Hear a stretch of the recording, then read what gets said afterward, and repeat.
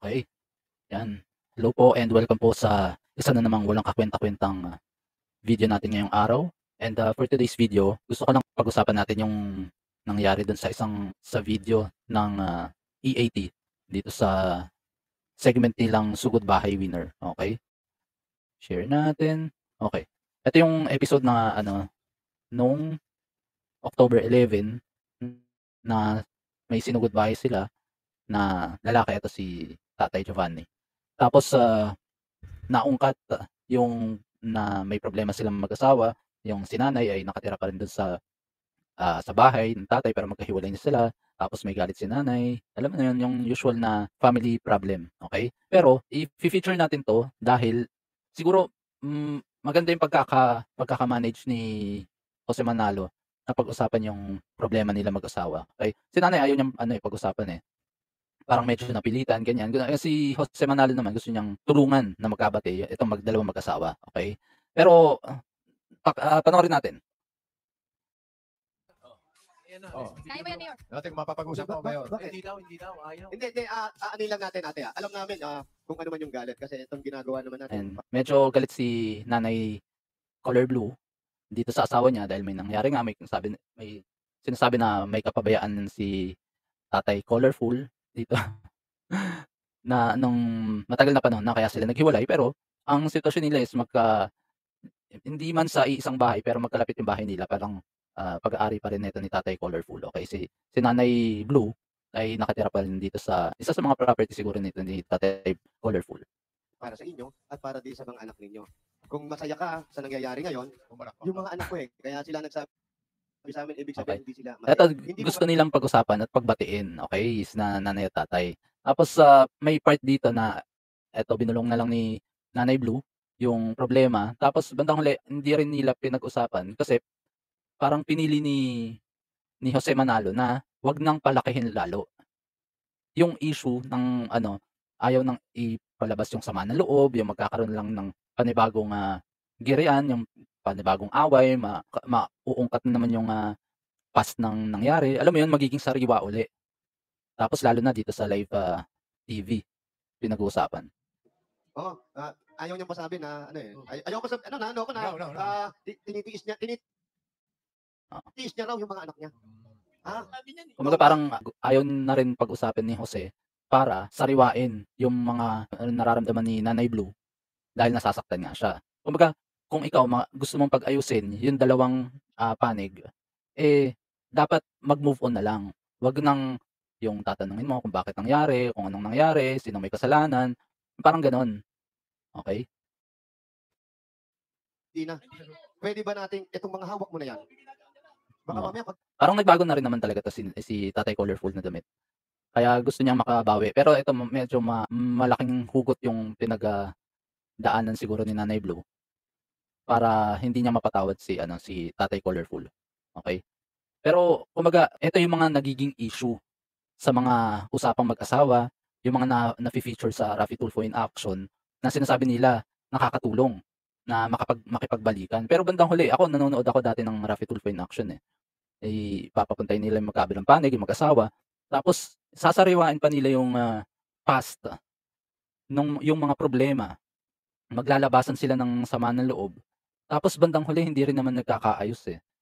Kumbaga sa simula, sasabihin nila, "Gusto kong makipag-ayos ni tatay o kaya ni nanay, gusto kong makipagbalikan," ganyan. Tapos pagka pinag-usapan na dun sa programa, lalo na lang nagkakagalit. Anong tanong dun? Ang tanong dun ay, nakatulong nga ba talaga yung Raffy Tulfo in Action o naging, worse yung relasyon na gusto nilang pagbatiin, 'di ba? Maraming ganun na nangyari na sasabihin nila sa umpisa, gusto ng humingi ng tawad ni ganyan. Tapos pagka inungkat na yung mga issue, wala rin nangyari, hindi rin sila magkakabalikan. O kaya ire-refer lang sila uli sa barangay. Kumbaga para sa'kin ngayon ko nare-realize na ang mga usapin sa Raffy Tulfo in Action is, mga problemang pambarangay, eh. Siguro may mga exemption na mas talagang viral na talaga, pero bandang huli hindi naman sila resolve ng issue, nire-refer din nila sa mga ahensya o sa gobyerno o sa mga ahensyang dapat nilang, i-refer. Pero bandang huli hindi rin naman sila yung nagre-resolve, eh, sila pa nga yung nagpapalala ng sitwasyon.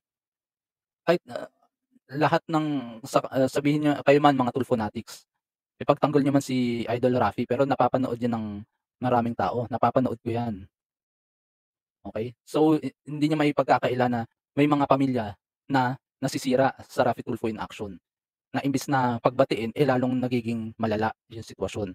Na kahit na i-refer uli, ibalik uli nila sa barangay para mapagbati, eh, lalong nagiging wala ng pag-asa na magkabati, okey? Lalo na yung mga laging issue kahit nga si Raffy Tulfo, eh, sumuko na sa mga issue ng kabitan, eh. Yung mga may kabit na ganito nagreklamo, nirereklamo niya yung si kabit number 2, tapos may kabit number 3 pa. Nagsawa na rin si Raffy Tulfo sa mga gano'n, eh. Kasi alam niyang pang-barangay lang na ano, eh, na issue, eh.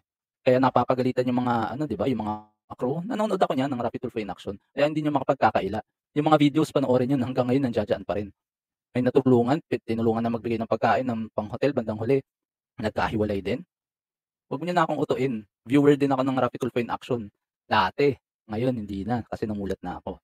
Okey, etong sitwasyon na 'to, maganda yung yung pagkakausap ni Jose Manalo, na ayaw niyang palakihin yung issue, na pag-usapan kung ano man yung nagawa ni Tatay Colorful dito sa kay Nanay Blue para mapagbati, 'di ba? Kasi parang dito si Tatay Colorful, aminado siya may nagawa siya, ngayon nagpapakumbaba siya, nag-sorry na rin siya, kumbaga gano'n.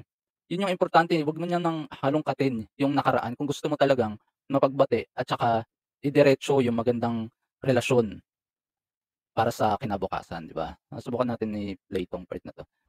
Ay, hindi ko alam kung magkama na. Okay lang ako. Pag nauna ka naman, ay sasabay ako. Ayun, parang may pinaghuhugutan pa si Nanay Blue, eh, kaya hindi niya pa mapatawad. Eto, pakinggan natin yung message ni Jose Manalo dito kay Nanay. Ito yung message ni ano. Kayo po ba may konting mensahe lang. Alam nyo, kaya ganyan kayo, ang sikip ng dibdib nyo yung galit nandyan, eh. Subukan natin ilabas yan. Tandaan nyo, mawawala lahat ng sikip na nararamdaman nyo.